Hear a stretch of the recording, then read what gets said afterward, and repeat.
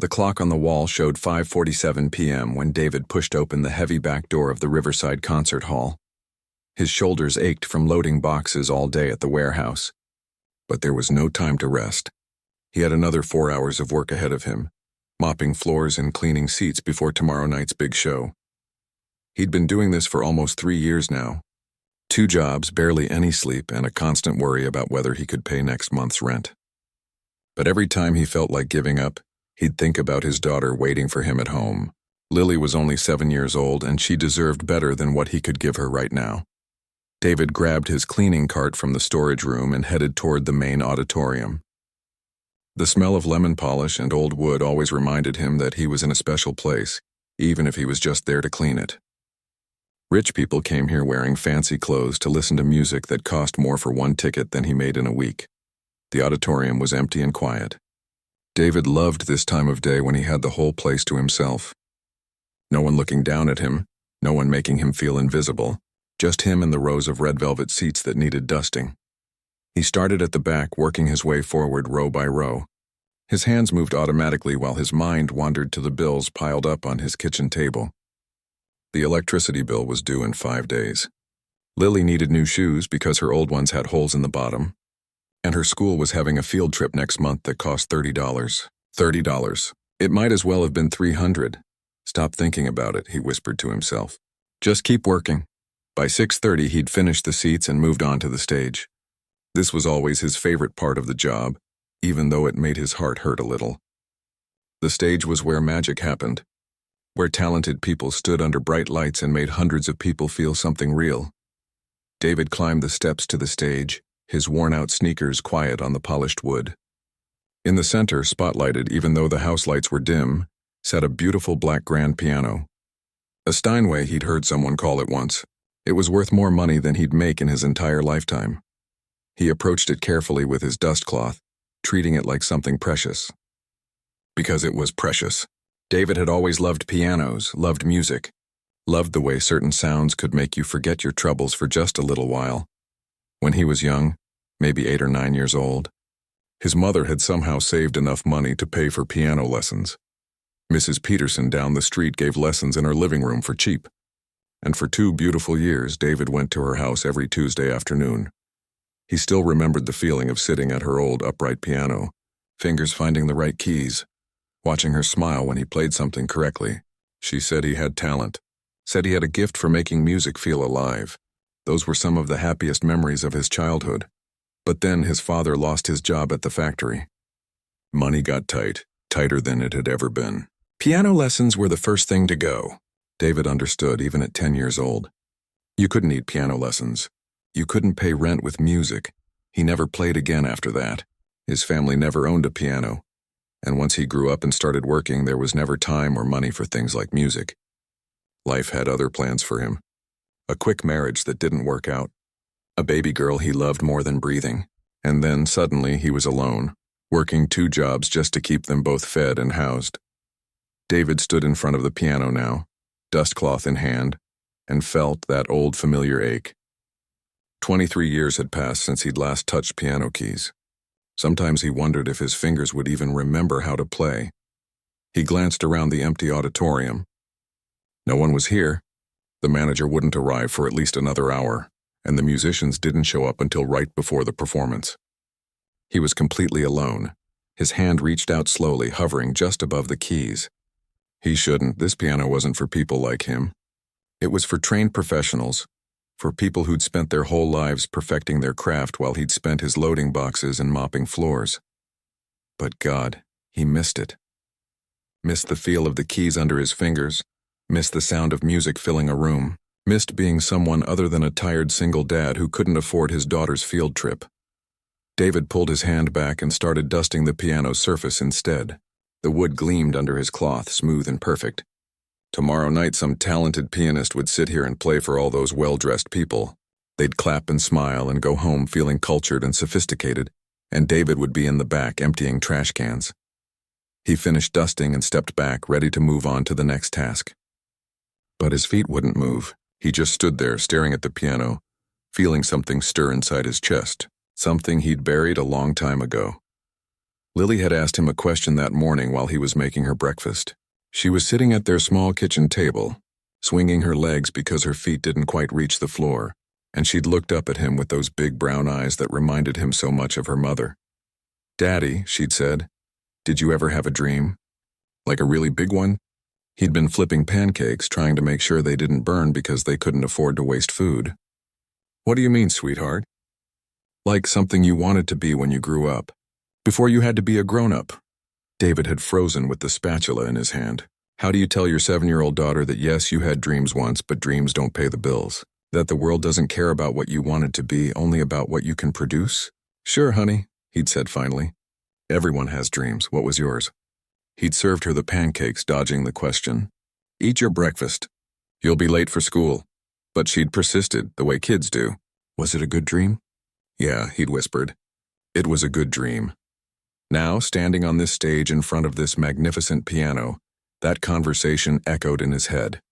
"Did you ever have a dream? What was yours?" David looked at his watch.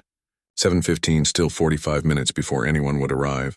His heart was beating faster and his hands were actually shaking slightly. This was crazy. He was being absolutely crazy. But when would he ever have another chance? When would he ever be alone with a real grand piano again? When would he ever get to touch something this beautiful, this perfect?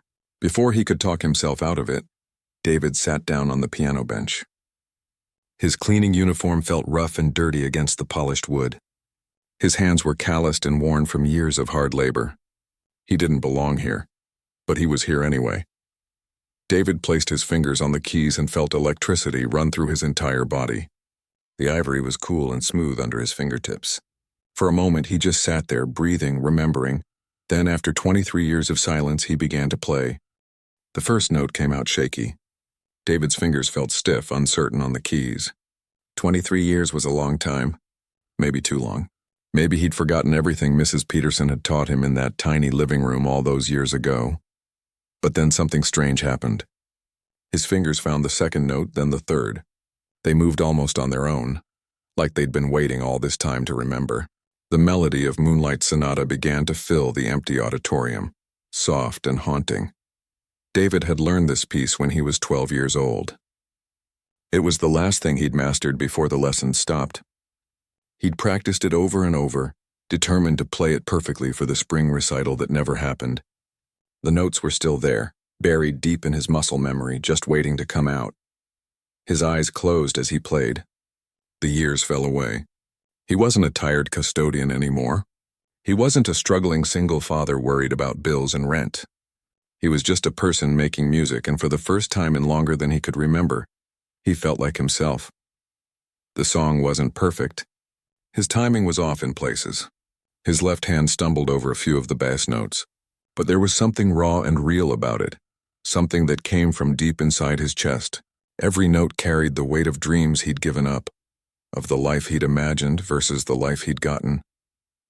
He thought about Lily as he played, about how she'd asked about his dreams that morning, about how she looked at him like he was a hero, even though all he did was work and barely keep them afloat. What kind of example was he setting for her? Work hard, give up your dreams, and maybe you'll survive? No, that wasn't the lesson he wanted to teach her. He wanted her to know that dreams mattered, that beauty mattered, that music and art and joy weren't luxuries. They were what made life worth living. But how could he teach her that when he'd forgotten it himself? His fingers pressed harder on the keys, the music swelling. The auditorium's acoustics were perfect, designed to carry every sound to the furthest seat in the back row. The piano's voice filled the entire space, rich and full and achingly beautiful. David didn't notice the door at the side of the stage opening quietly. He didn't see the woman step through, followed by 3 other people. He was lost in the music, in the memory of who he used to be and the grief of who he'd become. The final notes of the piece rang out, sustained by the piano's perfect resonance, then slowly faded into silence. David sat with his hands still on the keys, his chest heaving like he'd just run a marathon. His eyes were wet, though he hadn't realized he was crying. "Excuse me." The voice made him jump so hard he nearly fell off the bench. His heart exploded into panic as he spun around to see 4 people standing in the wings of the stage, staring at him. Oh, God. Oh, no. He recognized the woman in front immediately, Mrs. Chen, the venue manager. His boss, the person who could fire him with a single word. She was standing there with her hands clasped in front of her, her expression unreadable.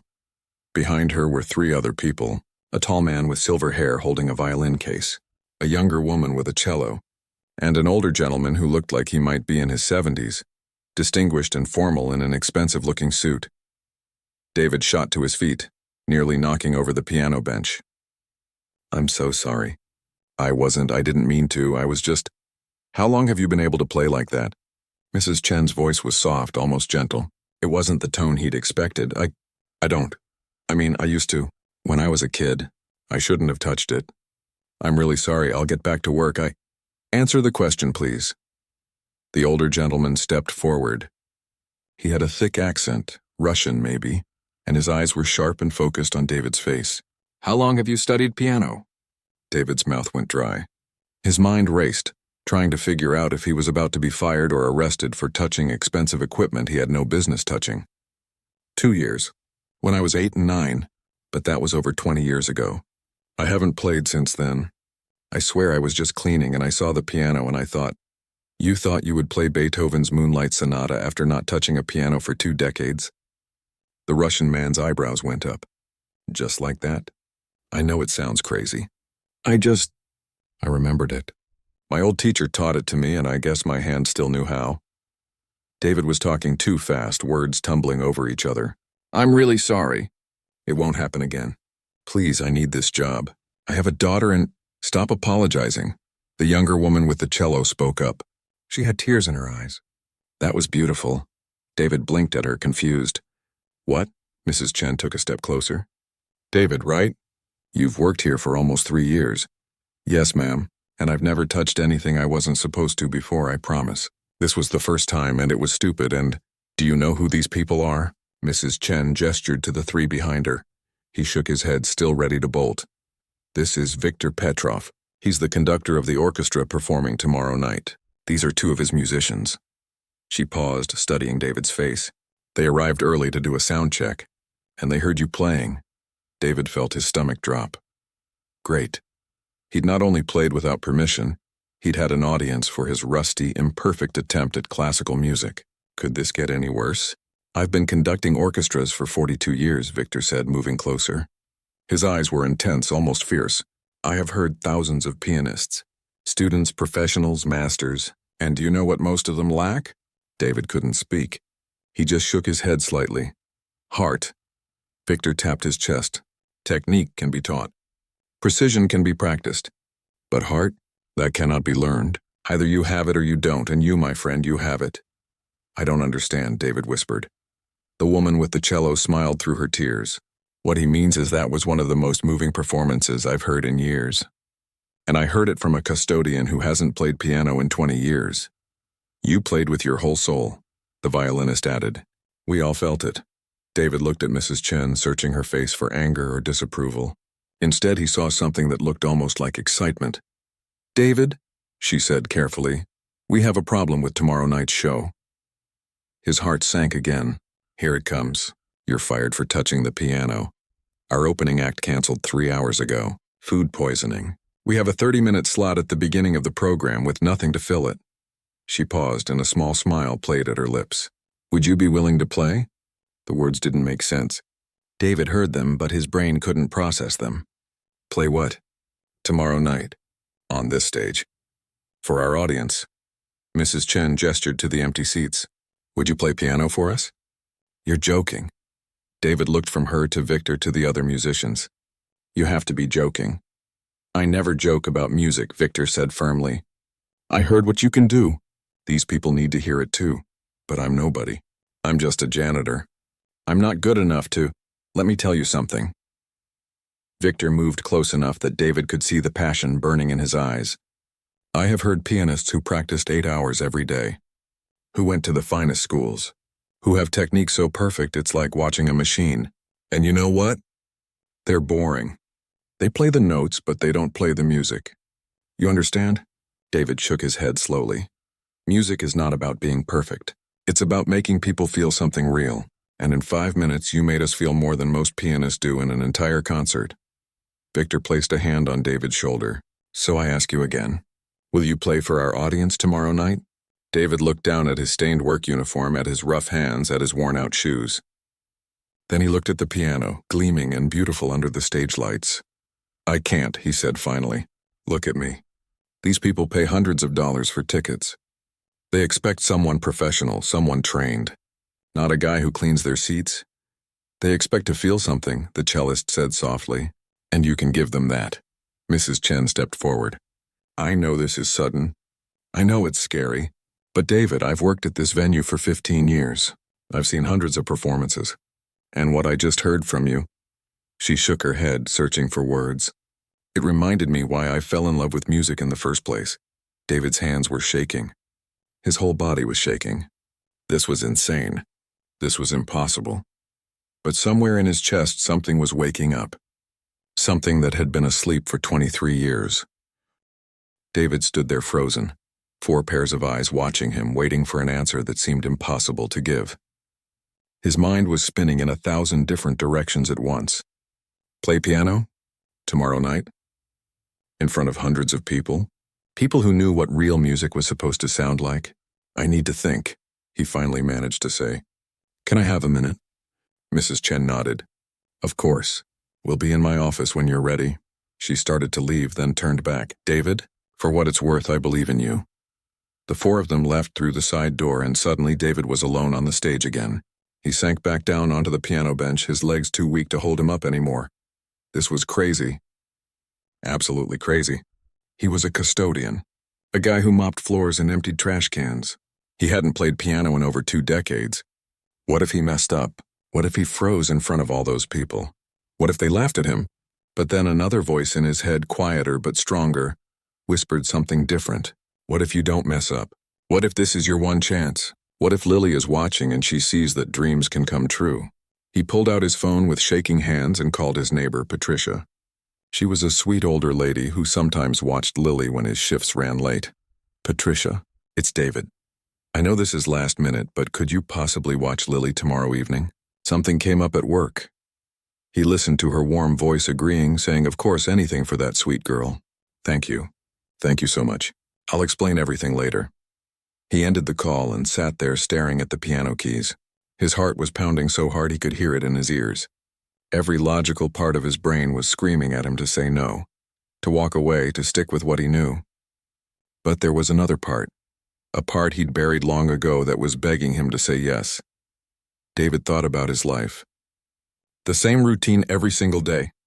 Wake up at 5. Get Lily ready for school. Work at the warehouse until 3. Pick up Lily, make dinner. Come here and clean until midnight. Go home, sleep, repeat.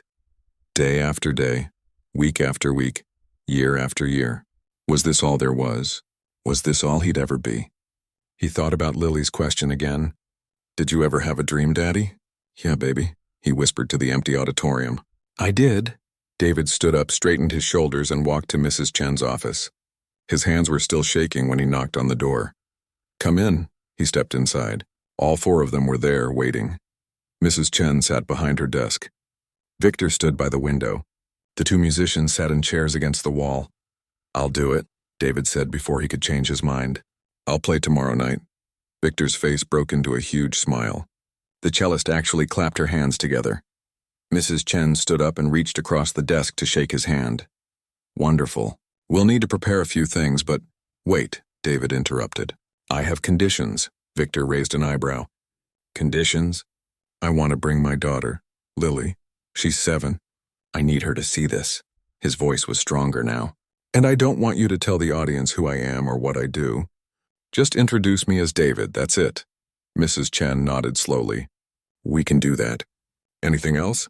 Yeah, if I mess up, if I freeze or forget the notes or anything, you don't blame yourselves for this choice. This is on me, deal?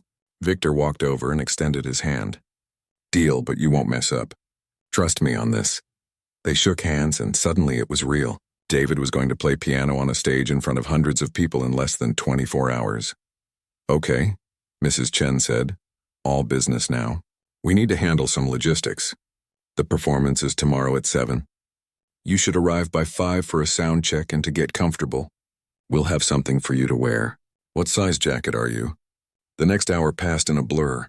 They discussed what he would play, how long, where he would stand during the introduction.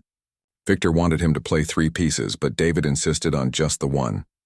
Moonlight Sonata, the only piece he was sure he remembered all the way through. Fair enough, Victor agreed. But I want you to practice. Can you come back later tonight after your shift? I can't. I need to get home to my daughter. Tomorrow morning, then?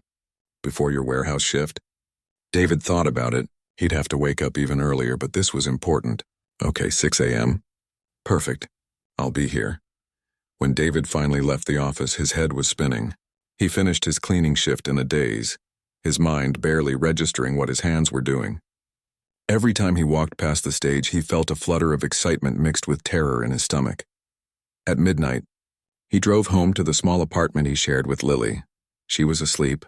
Of course, her small body curled up in her bed, clutching the stuffed rabbit he'd bought her 2 birthdays ago. David sat on the edge of her bed and watched her sleep, this beautiful little person who depended on him for everything. I'm doing something crazy tomorrow, sweetheart, he whispered. Something that scares me more than anything. But I'm doing it for you, so you can see that it's never too late. That dreams don't die just because life gets hard. He barely slept that night. Every time he closed his eyes, he saw the stage, the piano, hundreds of faces staring at him. At 4 a.m, he gave up trying and went to the kitchen. He made coffee and sat at the small table, his fingers absently tapping out the melody of Moonlight Sonata on the worn wood surface. What was he doing? This was insane. He should call Mrs. Chen right now and tell her he'd changed his mind, that he couldn't do it, that they needed to find someone else. But he didn't call. He just sat there, tapping out the melody, remembering. At 5:30, his neighbor Patricia knocked on the door. I came early, she said with a knowing smile. Figured you might need to leave for that work thing. I'll get Lily ready for school. Patricia, you're a lifesaver. Go on. Do whatever it is you need to do. David drove to the concert hall as the sun was just starting to rise. The building looked different in the morning light, less intimidating somehow. Victor was already there, waiting by the stage door with 2 cups of coffee. You came, Victor said, handing him a cup. I said I would. Good man. Let's get to work. For the next 2 hours, Victor coached him. Not on technique or perfection, but on feeling. Don't think about the notes, he kept saying. Think about why you're playing. Think about what you want to say. The notes will follow. They practiced the piece over and over. Sometimes David stumbled. Sometimes his fingers forgot which key came next. But each time Victor would just nod and say, again, with more heart this time. By 8 o'clock, David had to leave for his warehouse shift. His fingers ached and his back hurt from sitting at the piano bench for so long, but something had shifted inside him. The fear was still there, but it was mixed with something else now. Anticipation, maybe even excitement. You're ready, Victor said as David was leaving. More ready than you think. The warehouse shift was torture. Time moved so slowly, David thought the clock must be broken. He loaded boxes and filled orders and tried not to think about the evening ahead. His coworkers noticed he was distracted. You okay, man? His supervisor asked. You seem out of it today. Just tired, David lied. How could he explain what was about to happen? Hey guys, tonight I'm playing piano at the city's fanciest concert hall even though I'm nobody. And haven't played in 20 years. They'd think he'd lost his mind. Maybe he had. Finally, mercifully. His shift ended at 3. He raced home, showered, and got ready. He picked Lily up from school and she bounced into the car full of energy like always. Guess what, Daddy? We learned about butterflies today and Miss Anderson said, Baby, I have something to tell you. Something in his tone made her stop talking. She looked at him with those big brown eyes. What's wrong? Nothing's wrong. Something's right. Something really, really right. He took a deep breath. Remember this morning when you asked me about dreams? She nodded slowly. Well, tonight you're going to see me chase one of mine. Lily's eyes went wide as they pulled up to the concert hall. The building was lit up against the evening sky, and people in fancy dresses and suits were already walking through the front entrance. Daddy, why are we here? David's hands gripped the steering wheel tight. His palms were sweating. Because tonight your dad is going to play piano on that stage in there. Lily turned to stare at him. You play piano? I used to. A long time ago. Before you were born. He looked at his daughter. This little person who meant everything to him. I want you to see something tonight, baby. I want you to see that it's never too late to be brave. Are you scared? He thought about lying, but decided on the truth. Terrified. More scared than I've ever been in my whole life. Then why are you doing it? David smiled and touched her cheek gently. Because you asked me about my dreams this morning, and I realized I wanted you to see that dreams matter, even the old ones, even the ones we thought we forgot. They went in through the back entrance where Mrs. Chen was waiting for them. She smiled warmly at Lily. You must be David's daughter. We have a special seat saved just for you, right in the front row. Lily looked up at her dad with excitement and confusion mixed on her face. The front row. The very best seat in the house, Mrs. Chen said. Patricia is already here. She'll sit with you during the performance. David knelt down to Lily's level. I need you to go with Mrs. Chen and Patricia now, okay? I have to get ready. But I'll see you out there. You're really going to play piano? In front of all these people? Yeah, baby. I really am. Lily threw her arms around his neck and hugged him tight. I'm proud of you, Daddy, she whispered. Those words almost broke him right there. He hugged her back, feeling tears sting his eyes. I love you so much. Now go on. I'll see you soon. Mrs. Chen led Lily away toward the auditorium, and David was left alone in the hallway. His hands were shaking worse than ever. He looked down at himself. Mrs. Chen had found him a black suit jacket that almost fit, though it was a bit tight in the shoulders. His shirt was borrowed too, and the shoes were his own work shoes, polished until they almost looked decent. You look good. David turned to see Victor approaching, dressed in his formal conductor's attire. I look like a custodian playing dress-up, David said. You look like a pianist. Victor put a firm hand on his shoulder. How are you feeling? Like I'm going to throw up, Victor laughed. Good, that means you care. The day you're not nervous before a performance is the day you should quit. He checked his watch. We have 20 minutes. Come with me. They walked to the stage area. David could hear the murmur of voices from the auditorium as people found their seats. The sound made his stomach flip. Victor led him to a small room off to the side. Sit, Victor commanded, pointing to a chair. And breathe. Just breathe. David sat and tried to control his breathing. In and out. In and out. But his heart was racing like he'd just run a marathon. Let me tell you something, Victor said, sitting across from him. In 1987, I had to conduct the Moscow Philharmonic for the first time. I was 32 years old, younger than you are now. And I was so nervous I couldn't eat for 2 days. What did you do? I remembered why I was there. Not for me. Not for my ego or my career, but for the music. For the composers who wrote beautiful things and for the people who came to hear them. Victor leaned forward. You're not playing for those people out there. You're playing for your daughter. For the boy you were who had to give up his lessons. For everyone who ever had to let go of something they loved. Yes, David nodded slowly. Yes, so forget about being perfect. Forget about impressing anyone. Just play from here. Victor tapped his chest. The rest will follow. There was a knock on the door. Mrs. Chen poked her head in. 5 minutes, 5 minutes. David stood up, his legs unsteady. This was really happening. In 5 minutes, he'd be walking onto that stage in front of hundreds of people who paid good money to hear professional musicians, and they'd be getting him instead. I can't do this, he said suddenly. Victor, I can't. I'm not good enough. I'm going to embarrass everyone. I should never have agreed to this. Victor stood and grabbed both of David's shoulders, looking him straight in the eyes. Listen to me. You can do this. You already did it yesterday when no one was watching. The only difference now is people will see what I already saw. A man with music in his soul. But what if I forget the notes? What if my hands freeze? Then you pause, you breathe, and you continue. Music is not about perfection. How many times do I have to tell you this? Victor shook him gently. The audience doesn't want a robot. They want to feel something real. And that's what you give them, something real. Another knock. It's time. David's heart was pounding so hard he thought it might burst out of his chest. Victor guided him toward the stage entrance. They stood in the wings, hidden from the audience by the heavy curtain. David could see the piano sitting in the spotlight waiting for him. Remember, Victor whispered. Breathe, feel, play. The house lights dimmed. The audience noise faded to silence. Victor walked onto the stage and applause filled the auditorium. David watched from the wings as the conductor took his place at the podium and turned to face the crowd. Good evening, ladies and gentlemen. Tonight we have a special opening performance. Our scheduled pianist was unable to join us, but we discovered something quite remarkable. A musician who hasn't played in over 20 years, but who reminded all of us why we fell in love with music in the first place. Victor paused, and David could see him scanning the audience. "Please welcome to the stage, David Thompson." The applause was polite, curious. David forced his feet to move. One step, then another. The stage lights were blinding. He couldn't see the audience, could only sense them out there in the darkness, hundreds of eyes watching him. He walked to the piano on legs that felt like they might give out any second. The bench seemed miles away.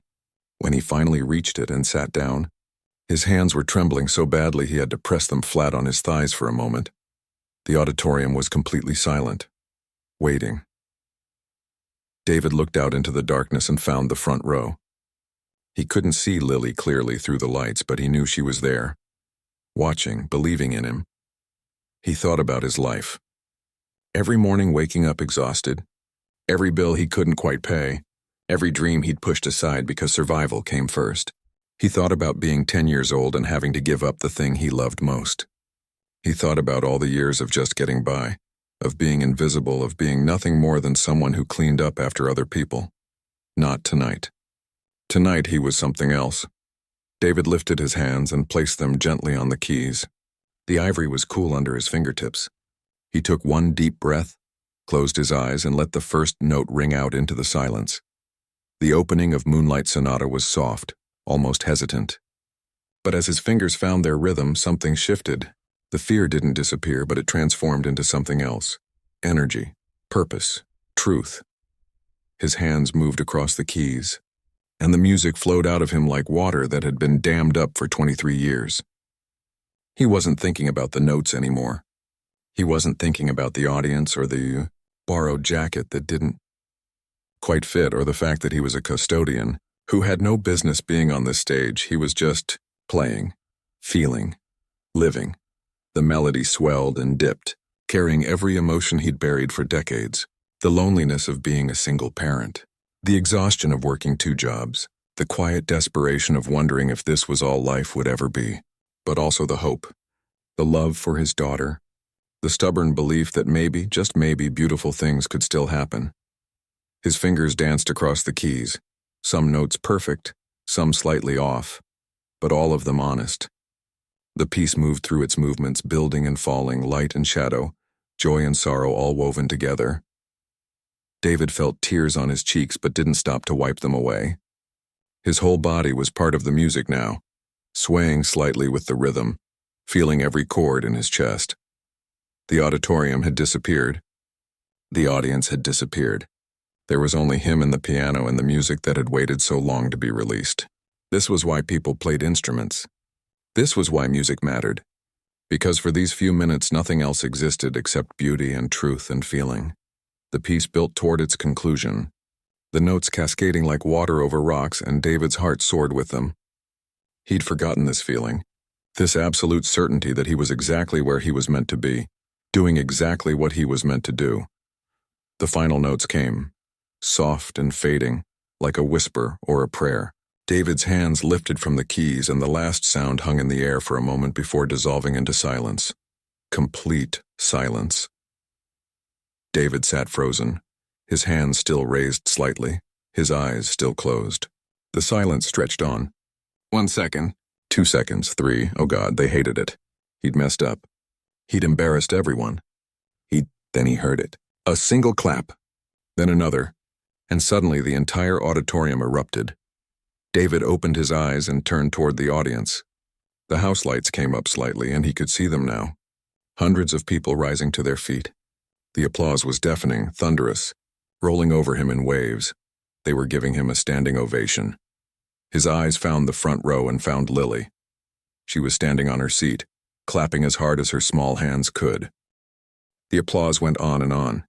David stood up from the piano bench, not sure what to do with his hands, not sure where to look. He'd never experienced anything like this in his entire life. The sound of hundreds of people clapping for him, for something he created, was overwhelming. Victor appeared beside him and gently guided him forward to take a proper bow. David bent awkwardly at the waist, and the applause grew even louder. Some people were cheering now. He could see faces in the crowd, and many of them had tears in their eyes. When he straightened up, his eyes went immediately to Lily. She was still standing on her seat, still clapping, her whole face glowing with pride and joy. Patricia stood beside her, one hand on Lily's shoulder to keep her steady, her own eyes wet with tears. Finally, the applause began to fade. David walked off the stage on shaky legs, his heart still racing. He barely made it to the wings before his knees nearly gave out. Mrs. Chen was there, steadying him. "That was extraordinary," she said softly. "Absolutely extraordinary." David couldn't speak. He just stood there trying to process what had just happened. Had that really been him out there? Had he really just played piano in front of all those people? "The audience will mingle during intermission," Mrs. Chen continued. "You should go find your daughter. She'll want to see you." David nodded and made his way through the backstage area toward the auditorium. His hands were still trembling. People he passed, stagehands and musicians, smiled at him or patted his shoulder. A few said things like beautiful or well done, but the words barely registered. When he entered the lobby, he was immediately surrounded. People he'd never met before came up to him, shaking his hand, telling him how moved they were. A woman in an elegant evening gown had mascara running down her cheeks. "That was the most honest music I've heard in years," she said. "Thank you." An older gentleman in a tuxedo introduced himself as a music critic for the local paper. "I'd love to do a story on you. Where did you train? Who was your instructor?"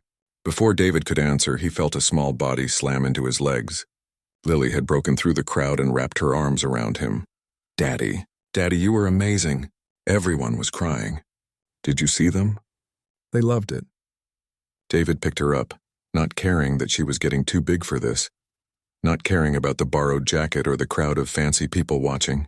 He held his daughter tight and let himself cry properly this time. "You did it, Daddy," Lily whispered in his ear. "You chased your dream." "We did it," he whispered back. "You and me, baby." For the next half hour, David was swept up in conversations. People wanted to know everything: where he learned to play, why he stopped, how he got on the stage tonight. He told them the truth, the simple truth. He was a custodian. He worked 2 jobs. He hadn't played in over 20 years. He just got lucky. But Victor, who had joined the group, shook his head firmly. Not luck, talent, heart. These things don't disappear just because life gets hard. A woman approached who introduced herself as Ms. Reynolds. She was short, barely 5 feet tall, with kind eyes and silver hair pulled back in a bun. "I run the West Side Community Center," she said. "We have a small theater space and an old piano. Nothing fancy like this, but it works. Would you be interested in playing there once a month? We could call it an open concert series, free to the public." David stared at her. "You want me to play? Regularly?" "I think a lot of people would come. People who can't afford tickets to places like this. People who need to hear music made from the heart." She smiled. "We can't pay much. Maybe $50 per performance, but it would give you a place to play." $50 wasn't much. It wouldn't change his financial situation. But the idea of playing regularly, of making music part of his life again, made his chest feel tight with emotion. "Yes," he heard himself say. "I'd love to." Another man stepped forward, younger, maybe in his 30s. "I'm a piano teacher at the Lincoln School of Music. I heard what you said about your daughter. If she's interested in learning, I'd be happy to teach her. Free of charge.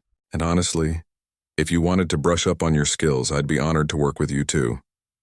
David looked down at Lily, whose eyes had gone huge. "Daddy, could I? Could I learn piano?" "You really want to? More than anything." "I want to play just like you." The teacher, whose name was Brandon, smiled. "She's got the same fire in her eyes that you have. That's the most important part." More people came with offers. A woman who worked at a music store said she knew someone selling an old upright piano cheap. A couple who ran a small venue across town wanted him to play at their anniversary celebration. It was overwhelming, all of it, but in the best possible way. Later that night, after the concert had ended and the crowd had dispersed, David sat on the stage steps with Lily sleeping against his shoulder. Patricia had gone home. Victor and Mrs. Chen sat with him in the quiet auditorium. "Your life is about to change," Victor said. "Maybe not in big ways. Maybe not in ways that make you rich. But in ways that matter."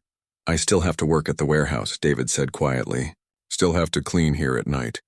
Nothing's really different." Everything is different, Mrs. Chen corrected gently.